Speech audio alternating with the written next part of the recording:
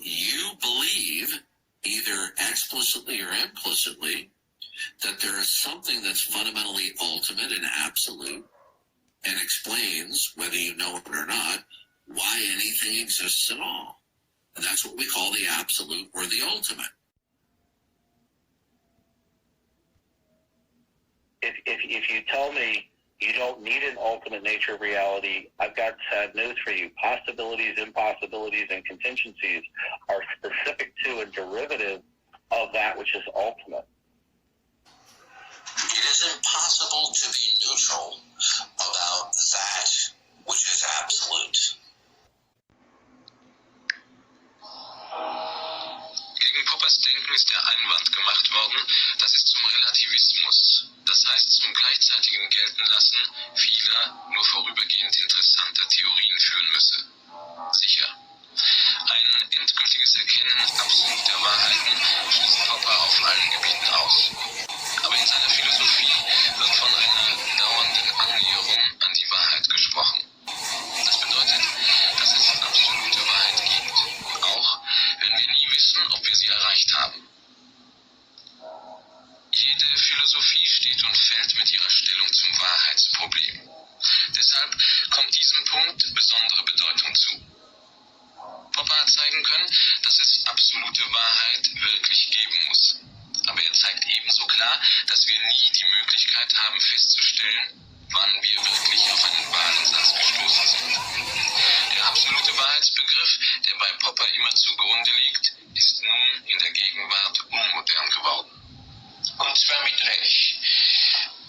Es ist deshalb unmodern geworden, weil die Leute, die an die absolute Wahrheit geglaubt haben, auch geglaubt haben, dass sie die absolute Wahrheit in ihrer Tasche haben. Sie haben alle möglichen Theorien vorgemacht, die sie als absolut wahr hingestellt haben.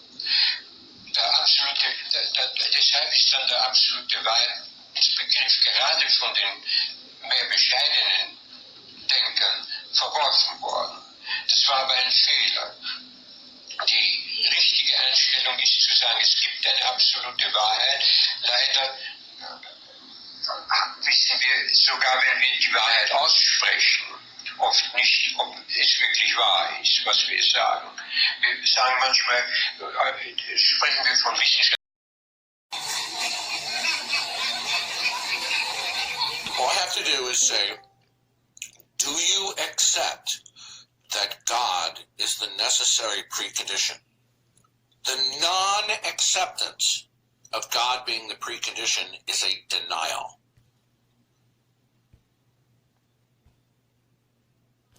It doesn't matter.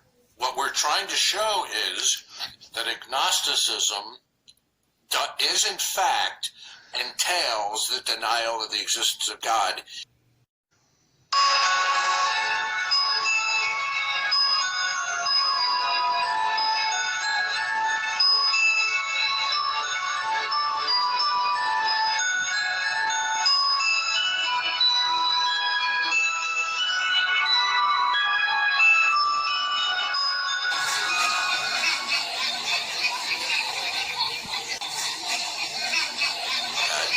So if you say, I don't know what that absolute is, that functions as a denial.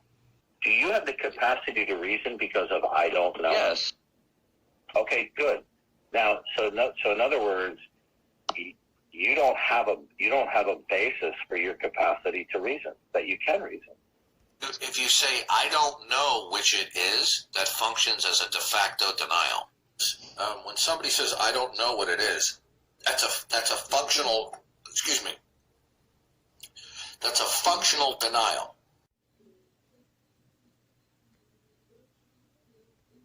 Now you're going to be blindsided, okay?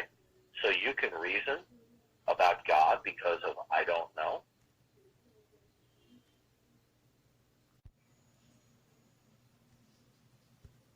So you're here today, reasoning with me, based upon, quote, I don't know.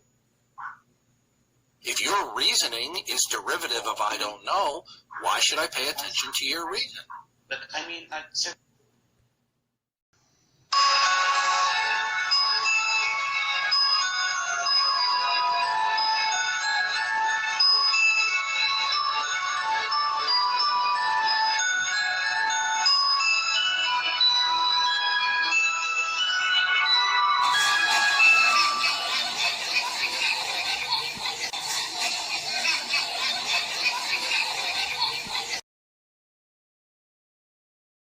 position, since I'm a fundamentalist Christian, is that God is the creator of all things.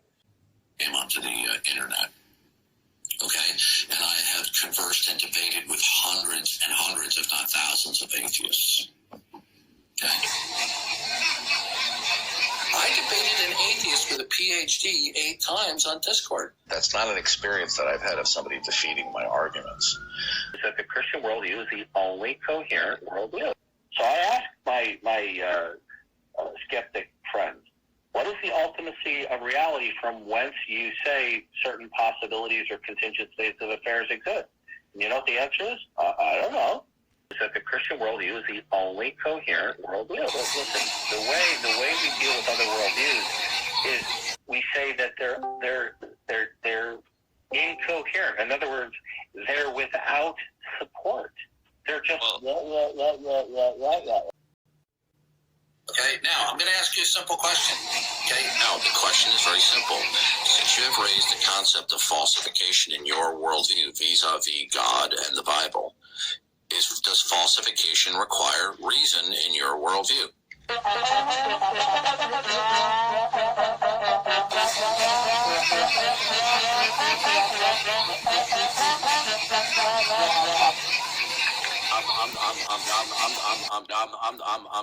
I'm done right now. Yeah, we're done. Yeah, you're gonna have to up your game. You know, if you're gonna enter into a debate of this caliber, yeah, you have to be a little bit sharper. Okay? See, people want to maintain that they can be intelligible and meaningful without the Christian God, and we see another one where they can't provide for the intelligibility of anything. Surprise, surprise. Because you don't know how to converse. In favor, we're done. You need to, you know, if you're telling me the truth, write your college, get a refund, because they failed you. Not only did you waste your money, they failed you. If that's not the case, then you're just a very deceptive and devious person. And if you're not deceptive and devious, then you truly wasted your money. You invite me on your show to dialogue, and you act like it. If you say that scientific provisional statements falsify verses in Genesis, how does something that's provisional falsify something else when you don't know that the provisional stipulation is true or not? You raise the issue of the falsification criterion. The only time that's raised is to use it in reference to God, that God is unfalsifiable. The only people who raise the falsification criterion are either agnostics or atheists. Are you aware of that?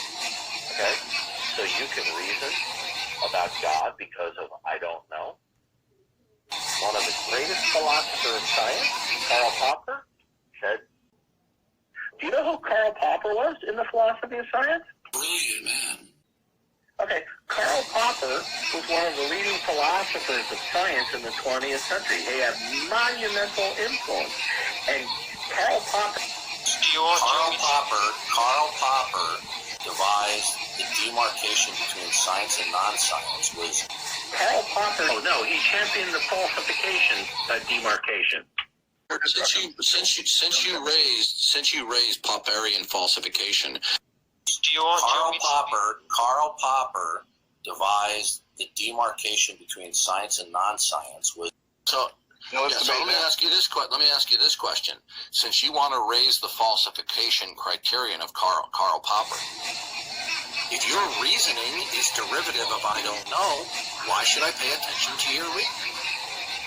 So the Christian worldview is the only coherent worldview.